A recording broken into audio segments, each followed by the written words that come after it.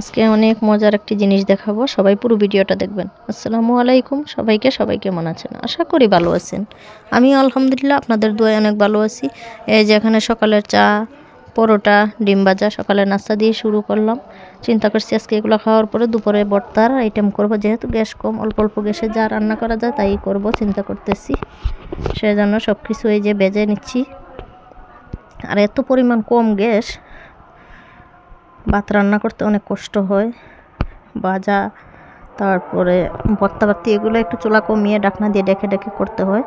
আর এদিকে দেখুন মটর সিমি নিয়ে আসছে বিরিয়ানি রান্না করার জন্য, কাঁচামরিচ টরিচ টুকিটাকি বাজার নিয়ে আসছে। এখন আমি এগুলো উঠিয়ে রাখলাম বেছে, আর বাকিগুলো দিয়ে ভর্তা বানিয়ে নিলাম। দেখুন কী কী ভর্তা বানিয়েছি: টমেটো ভর্তা, ধনিয়া পাতার ভর্তা, ডিম বোনা, শুধু দুপুরের খাবার এগুলো। আলু ভর্তা, সাথে এই যে ডাল। ডাল না হলে তো চলে না, টমেটোর ডাল।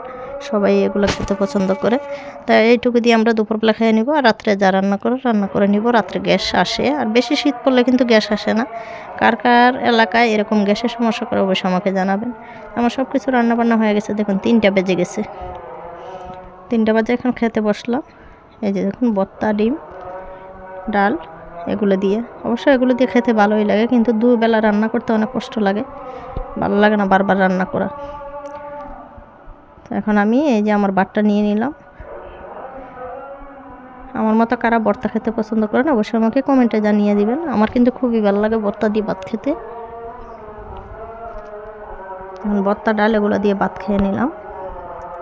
খাওয়া দাওয়া শেষ করে এই যে বিকালবেলা একটু পেয়ারা কেটে নিব, বাচ্চাদের নিয়ে একটু পেয়ারা খাবো।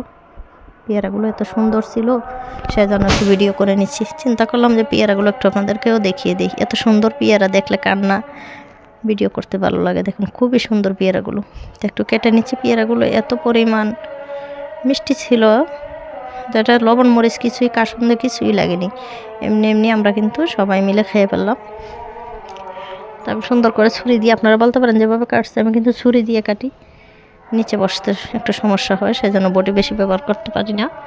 তো পেয়ারা খেয়ে এখন চলে গেলাম ছাদে। আর আমি যেহেতু আমার ছোটো ছেলেটা মুরগি পালে, মুরগিগুলো ছাদে ছাড়ার পরে গাছগুলো একদম নষ্ট করে ফেলে। দেখুন সব গাছগুলো পাতা খেয়ে ফেলছে। তারপরও 2টা বেগুন ধরেছে, দেখতে পাচ্ছেন আপনারা, ছোটো ছোটো। ওই দিন কাঁচামরিচের ইয়েটা দেখাইছিলাম, অনেকগুলো কাঁচামরিচ ধরেছে, কিন্তু পাতা একটাও নেই। তো আজকের ভিডিওটা কেমন লাগলো সবাই জানাবেন। সবাই ভালো থাকুন।